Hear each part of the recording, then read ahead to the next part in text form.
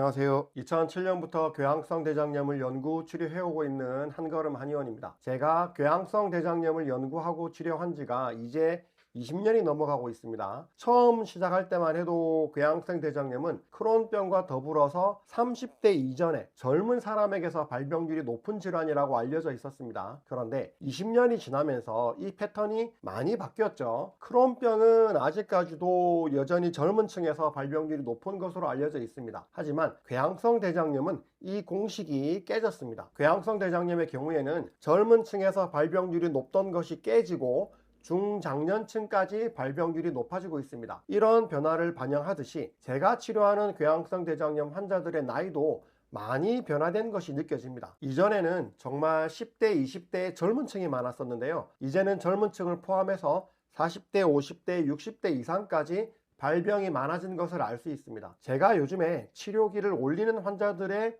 연령층도 나이가 좀 있으신 분들이 많아지고 있죠. 오늘 소개할 환자분도 제가 치료하고 있는 궤양성 대장염 환자분들 중에 제일 고령에 가까운 분이 아닐까 생각합니다. 60대 후반의 환자분입니다. 2023년 3월에 혈변이 계속되어서 동네 병원에 갔더니 큰 병원으로 가라고 해서 종합병원으로 가서 검사 후에 궤양성 대장염으로 진단받았습니다. 양약을 처방받아서 먹었는데 혈변 설사에 변화가 없었다. 그러다가 지압해주는 어디에 가서 지압을 받고 나서 증상이 개선되었답니다. 사실 이 부분은 저도 이해가 잘 안 되는 부분이긴 합니다. 지압이라는 것이 혈자리나 근육을 풀어주면서 몸의 긴장을 풀어주는 것인데요. 이런 방법으로 궤양성 대장염의 증상이 개선되었다는 것은 좀 이해하기 힘들기는 합니다. 이때 증상만 좀 개선된 건지 아니면 다른 이유로 좀 좋아졌는데 이때 지압 받으신 것이 우연히 겹쳤는지는 모르겠습니다. 어쨌든 몇 개월 동안 거의 정상적으로 지내셨다는데 2025년 4월에 다시 궤양성 대장염 증상이 재발했고 당연히 다시 지압을 받으셨겠죠. 그런데 이번에는 증상이 개선되지 않았다. 그래서 2025년 6월에 한걸음 한의원으로 내원하셨습니다. 내원 당시에 메자반트 하루에 2알, 면역 억제제인 아자비오 하루에 1알 복용 중이다. 연세가 있으셔서 고혈압약, 고지혈증약,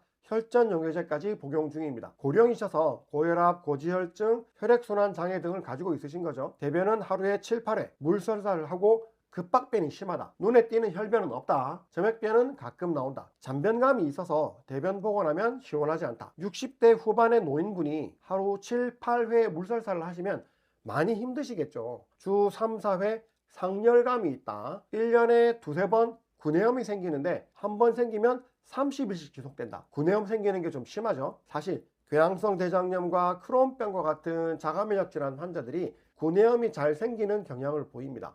신경 쓰면 잠이 잘 안 온다. 식욕이 없고 식사량이 0.5인분밖에 안 된다. 조금만 더 먹으면 소화가 안 되고 더부룩하고 상복부에 통증이 생긴다. 식사 도중, 식사 후에 바로 화장실에 가야 된다. 마른 방귀 못 낀다. 방귀 낄 때마다 화장실에 가야 된다는 거죠. 차가운 음식 먹으면 설사한다. 매운 음식은 아예 안 먹는다. 대변을 너무 자주 보니까 대변 볼 때 소변을 함께 보고 소변만 단독으로 볼 때는 없다. 찬바람 환절기에 맑은 콧물, 재채기, 비염이 있다. 6월 18일 대변 염증 수치인 칼프로텍틴 5,759점이 나왔고 대변 자멸 반응 수치는 1,200점 이상으로 양성입니다. 염증이 많이 심하다. 그리고 혈변은 잘 안 보인다고 하셨는데 대변에서 출혈이 계속 있었던 거죠. 소화기 문제가 두드러지게 보이므로 상부 소화기 문제를 먼저 치료하기로 하고 한약을 보냅니다. 택배로 약을 보냈습니다. 저희 한의원 환자분들은 다 먼 곳에서 오시죠. 그래서 약은 다 택배로 보냅니다. 그런데 이분에게 약을 보냈는데 일주일 동안 약을 못 받았다고 전화가 왔어요. 택배를 확인해 보니 배송은 완료된 것으로 나와요. 알고 보니 이분들이 아파트 호수를 잘못 적으셨어요. 그래서 옆집으로 간 거예요. 옆집 분들이 보관하고 계셨대요. 그래서 일주일 늦게 복약을 시작합니다. 여러분, 저희들이 매번 주소 확인을 하는데 제대로 잘 적어 주셔야 됩니다. 오래 되다 보니 이런 일도 생기더라고요. 고령의 환자분이고 증상이 심하시니까 하루에 한약을 3번, 4번 복용하시라고 말씀드립니다. 6월 30일 대변 횟수가 6, 7회로 줄었다. 대변에 형체가 좀 생겼고 급박변이 많이 줄었다. 10일 정도밖에 안 되었는데 벌써 좋아지기 시작했죠. 7월 18일 대변 4, 5회로 줄어들었다. 잔변감 없어졌다. 혈변, 점액변 없다. 식욕이 좋아지고 식사량이 1인분으로 늘었다. 처음에 계획대로 소화 문제와 대변 문제가 정확하게 같이 좋아지죠.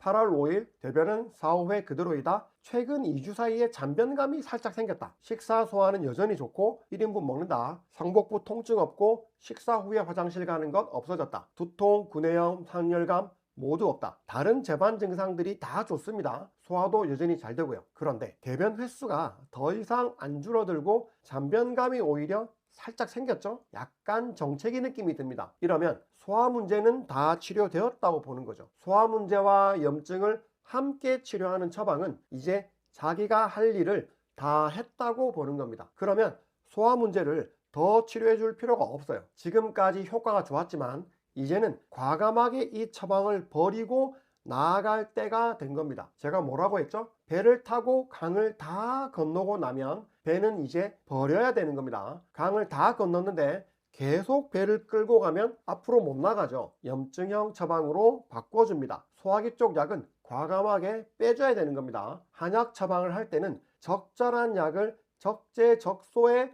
제대로 넣어주는 것이 아주 중요하죠. 필요한 약을 넣어주는 게 얼마나 중요합니까? 하지만 이것만큼 혹은 이것보다 더 중요한 것은 적절한 시기에 필요 없는 약을 빼주는 겁니다. 사실 이것은 약을 넣는 것보다 훨씬 어렵습니다. 이제까지 효과가 있었던 약은요, 미련이 남아요. 저도 당연히 미련이 남습니다. 이 약을 조금만 더 써보고 싶다. 그러면 더 좋아질 수도 있잖아 하는 생각이 드는 거죠. 저도 물론 이런 생각이 드는데요. 저는 돌다리도 두드려보고 건너는 정도로만 확인하고 아니라는 판단이 들면 과감하게 버립니다. 이렇게 버리는 것이 넣는 것보다 훨씬 어려워요. 필요 없는 약물을 뺄 줄 아는 것, 이것이 진정으로 실력 있는 한의사만이 할 수 있는 일이기도 합니다. 약을 바꾸고 8월 25일 대변 횟수가 6, 7회로 약간 늘었습니다. 잔변감이 좀 더 늘었어요. 식사 소화는 여전히 양호하고 복통도 여전히 없습니다. 상부 소화기 문제는 여전히 없는 상태로 잘 유지 중인데 대변이 좀 더 안 좋아졌죠. 네, 바꾼 약이 적절하지 않은 것 같네요. 다시 처방을 바꿔드립니다. 9월 3일 대변 횟수가 다시 4, 5회로 줄어들었다. 9월 16일 대변 횟수가 3, 4회로 줄어듭니다. 잔변감이 더 줄어들었고요. 10월 11일 대변 횟수는 2, 3회, 정상변, 급박변 90% 정도 줄었다. 잔변감 90% 정도 줄었다. 11월 8일 대변은 2, 3회, 정상변, 혈변, 점액변, 급박변, 잔변감 모두 없어졌다. 11월 26일 대변 염증 수치인 칼프로텍틴 288점으로 떨어졌습니다. 6월 18일에는 5759점이었죠. 5개월 만에 엄청나게 좋아졌네요. 2026년 1월 7일 대변 칼프로텍틴 24점입니다. 완전히 정상이 됐네요. 양약을 끊습니다. 같은 약으로 계속 처방하고요. 2월 6일 대변 칼프로텍틴 3.8점 미만입니다. 검사실에서 검출할 수 있는 최저치가 3.8점인데 이 수치보다 더 적게 검출되면 측정이 안 되기 때문에 3.8점 미만으로 표기됩니다. 양약을 모두 끊었는데도 대변 염증 수치가 더 낮아져서 정상치를 유지하고 있죠. 대변은 한두 번, 정상변, 혈변, 점액변, 급박변, 잔변감 없다. 식사 소화 여전히 양호하고 식사량 1인분이다. 식후 화장실 가는 것 없어졌다. 두통 없고 구내염 없었다. 원래는 구내염이 1년에 두세 번 생기고 한 번 생기면 30일씩 지속되었다는데 그 구내염도 그동안 안 난 거죠. 적절하게 몸을 치료하면 이렇게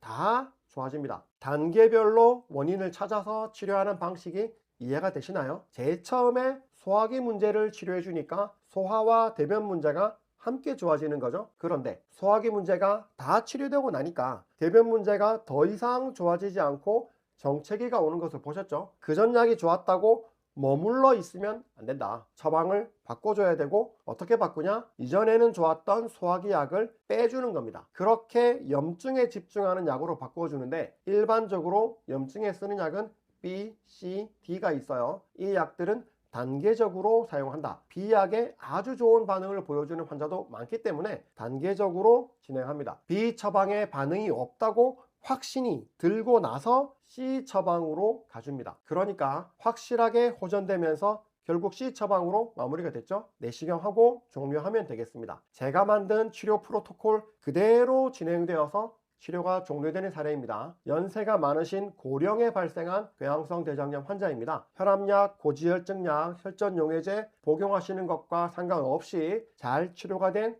궤양성 대장염 환자 치료 사례입니다. 한걸음 한의원입니다. 감사합니다.